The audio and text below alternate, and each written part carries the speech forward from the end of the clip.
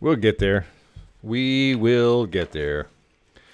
I think I'm going to turn this into a podcast later today and see how that goes. So, looks like everything is telling me we are live. We meaning me. And if you're part of this, I appreciate you being here, whether you're watching this live, which is Monday mornings at 9, or whether you're watching this on a replay. Or if I do turn it into a podcast, because I've been threatening to for quite some time, you would be listening to it, and you wouldn't be actually watching it. So welcome to another Trade Show Guy Monday Morning Coffee. My name is Tim Patterson, and this is the time and place where I sit down in front of the camera and computer and talk about a few things. Trade show world, my world, whatever I can come up with. I'm the founder and owner of TradeshowGuy Exhibits. That's a company that works with clients who are looking to upgrade their trade show presence, increase their trade show marketing return on investment, and make a bigger splash at shows where they exhibit. And we've certainly done that lately, I'm glad to say. So you can find us online at TradeshowGuyExhibits.com. TradeshowGuyBlog.com is where I write a lot and post 2 or 3 times a week. Trade Show Success Book is where you can grab the free digital copy of my book, which is called Trade Show Success, 14 Proven Steps to Take Your Trade Show Marketing to the Next Level. Also, you can it's free. It's Trade Show Exhibit Buyer's Kit, which is at TradeshowExhibitBuyersKit.com if you're interested in what it takes to go through the process and you've never, gone through the big process of buying a trade show booth. You can grab that kit there, and you can register for upcoming webinars. TradeshowGuyWebinars.com. I believe next week we will have a guest in talking about shipping, the thing that nobody really in trade show world likes to talk about, and they just think someone else will handle it. And when I talked to the gentleman that we have scheduled to chat, if we can make sure this all happens, he said, yeah, people really don't know what's going on, and so that'll be interesting. I bet it won't take long to kind of get through the nuts and bolts of that. Anyway, so today, as usual, fairly short one. I just like to chat for a little bit, and I want to talk about daily routines. What is your daily routine? Do you have a daily routine? Why would you have one? What does it relate to? I throughout the week, various times I hang out with a handful of people that I don't really know very well. I don't know them personally, but they're I go to a class. I go to a sales class at Sandler, and I hang out once or twice a week with a mastermind group, Shank Minds. And so every once in a while, routines come up, and I'm curious to see what people do. Like a lot of people will do a workout every morning. They'll go for a bike ride, whatever that may be. My routine is at least a couple of them. Every morning for the last 10 years, not quite 10, but very close. When I get up, shortly after I get up, I do about 10 to 15 minutes of stretching and yoga. That's what I've done for quite some time, and I love it. It helps me a lot.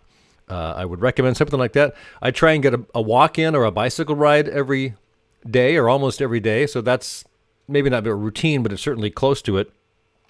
So what kind of things can you do? Well, you can exercise, of course. That's a good one. You can feed your mind with reading books, watching training videos or whatever you have. Journaling. I've heard journaling is a good thing, and I've done that, actually. I spent a year or two journaling, which was interesting. And another thing I did, which about the same time, this was probably 20 years ago, I would keep a notepad by my bed, and if I had a weird dream and woke up after it, I'd write it down. After that, I realized, after doing that for a year, I've got all these notebooks filled with stuff like that, but I realized that I could just record it. I could, wake up and talk about the dream, and that's actually entirely funny at times because I'm half asleep and I'm talking about this weird dream that I had. I haven't done that for many years, but that was something I did for a long time. Meditation, that's a good daily routine to have. So what might you do with a daily routine that relates to business before you start your whirlwind of activity? I was Googling this just for fun and came across a number of ideas which I like. For instance, you might have a routine of making a business recommendation or a connection on LinkedIn, Facebook, Google+. Just connect with somebody. I've done that before. Review your goals every day for what you're doing that day. Maybe the night before you can do that. And then, of course, on a regular basis, review your goals for the week, for the month, for the year, for the future. What do you want? Having those in your mind, I think, is a very good thing. Tracking expenses or reviewing your budget. Maybe your routine is to pack a meal or a snack so that you can always have something without having to go buy, the sugary stuff. Cut up an apple or something, Read an article that you've bookmarked but haven't had time to get to yet. So you put a note on it and reminder that you're going to read that article. You could watch a training video or listen to a good podcast. Keep a food journal. You do that so you know what you're eating, how many calories you're eating. Another suggestion I've seen was make an antioxidant smoothie. Do a 7-minute workout. Try and find something once a week or once a day to add to your bucket list, or I'm going to do this soon list. And the great thing about a bucket list is that it changes. So you scratch something off because you did it, or I'm going to do this soon list, and you accomplish that, and you take it off the list and you add something else. Another thing I like to do, not very often, because if you looked around my desk, you tell, is organize your desk or organize your email. I'm a little better at that. If you don't have a daily routine, I think you might consider adding one, or if you have one, you might look at adjusting it as time goes by. So that's my thought for today. I also want to talk a little bit about trade show marketing. Small shows. Small shows are an interesting thing, and a lot of regional shows, chamber of commerce shows, things like that, where you have 10, 20, 30, 50, maybe 100 exhibitors. And how do you stand out in a place like that? Your number of visitor count is really not going to be that high. I mean, compared to like going to Expo West, which I was at 3 weeks ago, which had 80,000 people. No, you might go to a thing at a ballroom at a hotel or a local convention center that draws maybe several hundred people, but you've got 30 or 40 exhibitors. How do you stand out? Well, a couple of things that come to mind. I sat down with a colleague of mine who is going to be doing just this in a few weeks, in May, I believe. And we talked about how to draw people to the booth. And we looked at his booth. His booth setup, which is just a curved back wall, a very typical booth, curved back wall. And he was wondering if that was enough. And we looked at it. We had some graphics, which has the Velcro on it, which stick. And my thought was, okay, well, let's talk about this. I asked some questions. So I asked, what kind of other exhibitors have you seen at shows like this? And a lot of them don't even bother to do anything other than put a table with a drape on it and the pipe and drape aside to them. And then they have the sign behind. They won't even change the provided sign. And so a lot of people really go to these with low budget. So anything above that will stand out a bit. And there will be 2 or 3 exhibitors that have a pretty nice booth, like they spent lots of money on it. But these little pop-ups are sufficient. You can put good graphics on them. You can show things off. If you get rid of that table, you can have people in and out of your booth much easier. So we discussed this. How do you get people to stop and engage with yourself? How do you get people to come to your booth at a place like this? How do you stand out? And there's a number of things that you can do. And we talked about a couple of these, but as I thought about this, there were certainly more. I mean, some of the typical things, you can spin a wheel to win a prize.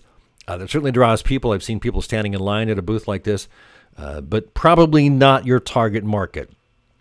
Drop a card in a fishbowl to win. That's the same thing, not your target market. It does get people to come by, but if they grab a little pen or something, that's not your target market. So I don't know that those are very good things to do. Even in a small show, probably not. How about a trivia question? You could ask people that are walking by to answer a trivia question to win a prize. Now, it's even better if that trivia question is related to your product or service, and that gets people to think a little bit, and then it gives you a chance to talk to them. So that's not a bad idea. And I would suggest have a prize, like a bigger prize for people that answer it correctly, and a smaller prize if they don't, so that everyone walks away winner. I've seen putting greens used fairly well. Now, the interesting thing about little putting greens is that, yeah, people want to try and get 2 out of 3 in the little putting cup, and you get a chance to talk to people there because they're there, and you can engage with them while they're doing this thing for 90 seconds or whatever. Not a bad idea. You can do a photo contest or social media photo sharing with a hashtag. Be sure to have the show hashtag and your business hashtag in, or certainly your business Instagram or Twitter handle, whatever you've got there. So you might create a unique backdrop, just a big print or something that people can stand in front of that has your product or service or something relates to that. And then they can pose for a selfie or have someone else take the photo. and then post it using the hashtags. And if they do that, they're entered in the contest to win a prize at the end of the show. And it also gives you a chance to engage with them. And that's really what you want to do, is have them do some sort of activity that is more than just picking up a pen or dropping a card in a booth or spinning a wheel. Because if they spend a little more time with you, you can ask them a couple of questions that relate to your product or service. Are you in the market for, or how do you use these types of things? You can also use arcade games or large games. I've seen huge Jenga. Is it Jenga? That's how you pronounce it? The game where the wood is stacked and you're trying to remove the pieces without the whole, shebang crashing to the ground. Giveaways. One of the things that we came up with, or he came up with, it wasn't my idea, were these buttons. You could put a flashy light button on that's got the twinkly LEDs or something, but you could have them custom made and have your business name on that. And it then gets people interested because you're walking around, you got visitors walking around with these little flashy things on them. And people say, where'd you get that? Because, eye candy, right? People want one of those. And the other thing that he thought you could add to this, which I really like, is you could have kind of a secret shopper walking through with raffle tickets. And anytime you see someone with a light, you can hand them a raffle ticket.